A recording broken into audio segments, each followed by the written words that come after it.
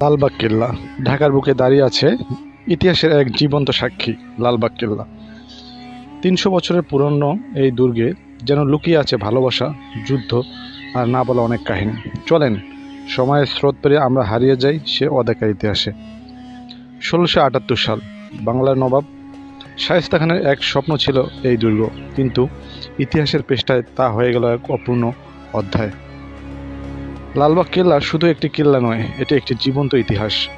শায়েস্তা খানের মেয়ে পরী বিবি, যার স্বপ্ন ছিল রাজপ্রাসাদে আসা, আজ তার কবর আছে রাজকীয় কেল্লার মাঝখানে।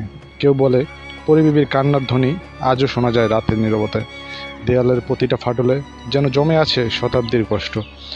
আজ এই লাল কেল্লা নীরব, কিন্তু এক সময় এখানে চলত যুদ্ধ, রাজনীতি আর স্বপ্নের গল্প। পরিমণির সমাধিস্থল সাদা মার্বেল পাথরে তৈরি এক নিঃশব্দ কবর, যেখানে ঘুমিয়ে আছে শায়েস্তা খানের আদরের মেয়ে। দরবার হল, যেখানে চলন্ত রাজকীয় সভা হতো আর বিচার, আজ তা ইতিহাসের নিদর্শন হয়ে দাঁড়িয়ে আছে।